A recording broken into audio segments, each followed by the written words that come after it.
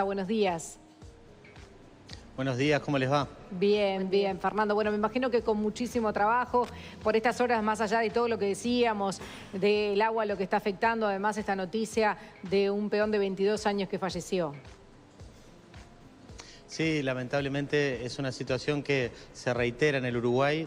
Tenemos gente que se decide a cruzar ríos o arroyos que están cortando caminos, sobrevaluando sus condiciones, Sí, claro. las condiciones del vehículo con el que viajan, las condiciones personales, y subvaluando las condiciones del entorno. Y de esa manera, en el día de ayer se constataron múltiples rescates de personas que se lanzaron a cruzar arroyos, nadando para tratar de llegar al otro lado, personas que se lanzaron a cruzar con vehículos y que despistaron y fueron rescatados de sus vehículos. También el rescate de animales, se rescataron equinos que estaban ahogándose.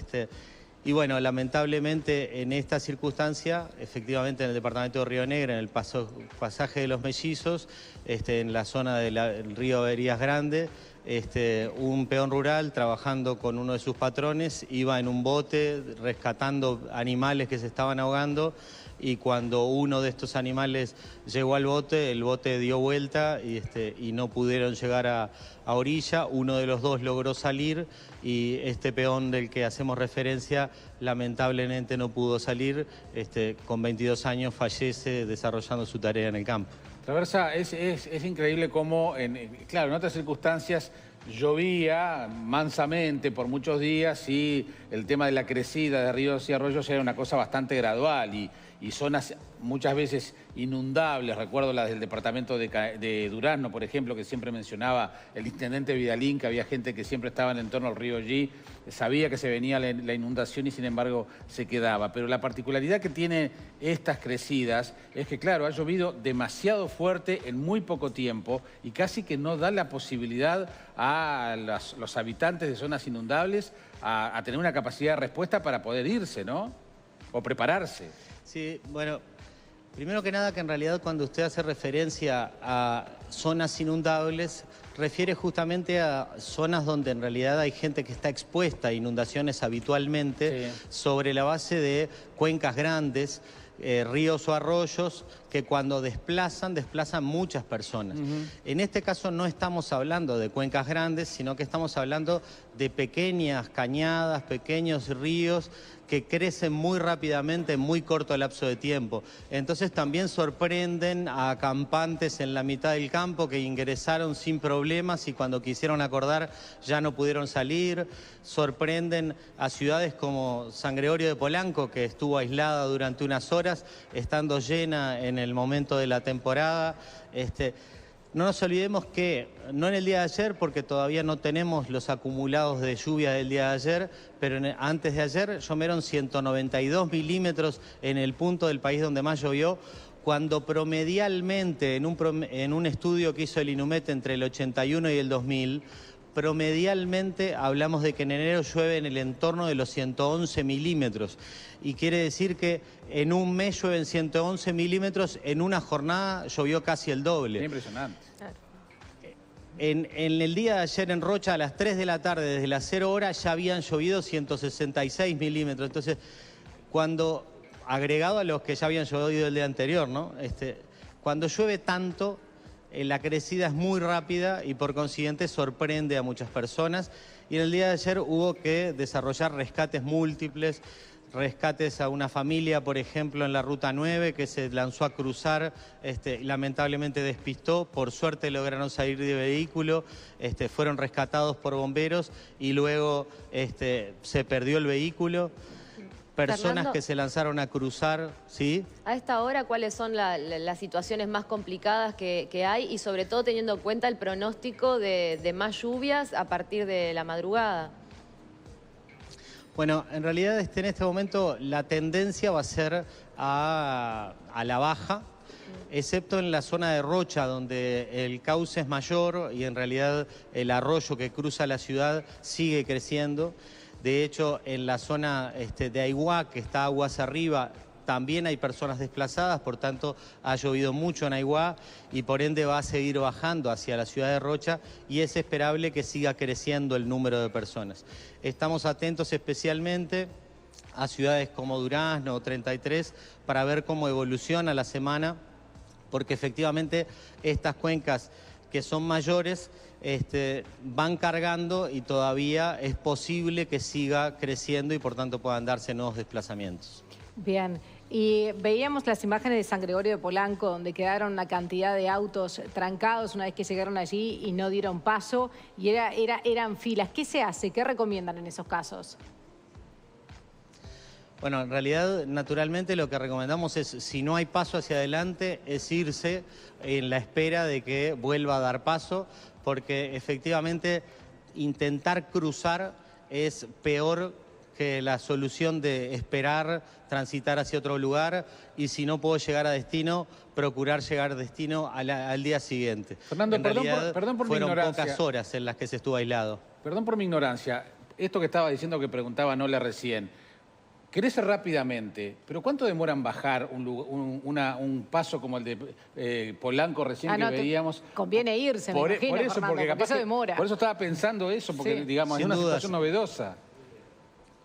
Bueno, depende, a ver, primero que nada, para San Gregorio de Polanco no es novedoso que corte el camino de acceso. El camino de acceso, no todos los veranos, pero uno cada 2 veranos corta en algún momento. La crecida, tan rápido como crece, decrece porque el cauce es muy pequeño. Y porque, por tanto, si demoró 2 horas en crecer, puede que 2 horas después ya esté decreciendo.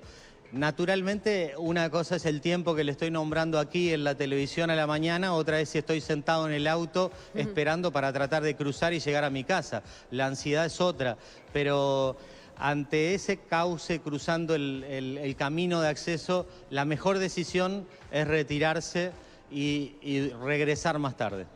Bien. Y en ese caso, ¿fue policía de tránsito o entre todos los que estaban manejando se acomodaron y pudieron salir? Porque bravo, era muy claro, estrecho. sí. Tienen que tener voluntad todos. Por lo que entiendo, la Policía Nacional de Tránsito, el municipio de San Gregorio de Polanco fueron quienes organizaron las primeras tareas. Bomberos estuvo trabajando en las tareas de rescate, la policía también trabajó articuladamente. Tengan presente que en ese momento en Tacuarembó teníamos problemas en Paso de los Toros, problemas en San Gregorio de Polanco, problemas en Achar, problemas en Ruta 9, o sea que el Centro Coordinador Departamental de Emergencia estaba coordinando con las múltiples fuerzas a nivel local para lograr atender a las distintas situaciones que se estaban dando al mismo tiempo.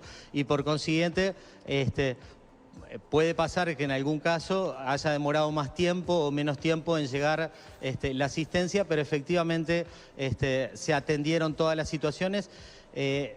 La verdad es que las situaciones no son fáciles de administrar cuando son tantas al mismo tiempo, pero la ventaja que tiene el Sistema Nacional de Emergencias es que es descentralizado, es en todo el país, y entonces en los 19 departamentos está la articulación entre todas las instituciones, en donde cuando se superan las capacidades del primer respondedor, siempre está la capacidad de una segunda institución que está apoyándolo con capacidades humanas, con recursos materiales, con capacidades físicas también, ¿no? Claro, sí, todo lo que eso implica mientras que está sucediendo el temporal, ¿no? Porque hoy, con el día que tenemos hoy, de repente, bueno, es más fácil ir, pero en el momento ese también decíamos, la gente que estaba esperando ahí en San Gregorio para cruzar, además tenía toda esa tormenta eléctrica, sí, claro, viento, lluvia. Y para la gente que está saliendo, se sabe que está actualizado en la página web las rutas que permanecen cortadas como para poder consultar allí. Sí, nosotros compartimos públicamente la última actualización que nos envió Caminera. Yo antes de tomar la nota fui a mirar a ver si ya había llegado la actualización de la mañana, pero todavía no ha llegado. En realidad eso se da sobre la base de que Caminera en todo el país recorre rutas nacionales y en la medida que identifica cortes los va comunicando centralmente y se articula la comunicación. O sea no que hay el un consejo mecanismo... es mirar ahí la estamos compartiendo, Fernando, la placa donde la última actualización que tienen ustedes de las rutas cortadas. Es probable que de dicha actualización algunas rutas ya estén dando pasos porque el agua haya bajado y por consiguiente no estemos en la misma situación en algunos casos, pero también es cierto que de esas rutas hay algunos puntos que son tradicionalmente inundables y ahí ya hay identificación en la ruta que dice puente inundable y entonces en esos casos hay una advertencia previa. En todos los casos, además, cuando está permaneciendo el corte, Caminera coloca cartelería de anuncio que dice que la ruta está cortada, es decir, en la mayoría de los casos se va a obtener la información antes de llegar al punto del corte, pero no en todos los casos. Cuando acaba de cortar, muchas veces todavía no tenemos la información. Bien, Fernando, ¿esperan lluvias para las próximas jornadas también intensas? ¿Cuáles son las principales recomendaciones del SINAE? Bueno, nuevamente, primero que nada, estar atentos a estos anuncios meteorológicos. Tenemos claro que el país está muy mojado. Llovió en diciembre, llovió en comienzo de enero, ayer, en estos días ha llovido mucho y que vuelva a llover va a suponer que el agua difícilmente se quede en esa tierra que ya está negada y se va a ir a los cauces de ríos o arroyos y por tanto va a seguir incrementando la carga de esos ríos o arroyos. Entonces, estemos especialmente atentos a los cortes. Si no tenemos la necesidad de transitar, transitemos menos. Si efectivamente nos encontramos con un corte de río arroyo, procuremos un camino, aunque sea más extendido, para llegar.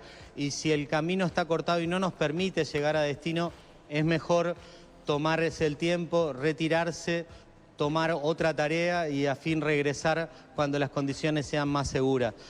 Claramente es ahí donde todavía se identifican situaciones de riesgo fuerte de muerte o incluso registro de muertes cuando las personas se lanzan a cruzar caminos que están cortados por cauces. Perfecto. Fernando Traversa, muchísimas gracias por este móvil. Gracias a ustedes. Hasta luego, buena jornada. Lo que cambia todo, pensar que en otros veranos estamos preocupados a esta altura del año. Por la sequía. O el sequía o los incendios, ¿no? O los incendios. Bueno, sí que vienen de la mano, sí, ¿no? Exacto. Es impresionante. Sí, bueno, pero este verano ya lo habían dicho, ¿no? Sí, que iba a ser lluvioso y además, no es cualquier lluvia, vienen estas lluvias intensas con todas estas consecuencias para tener en cuenta. Hablemos ahora de otros temas.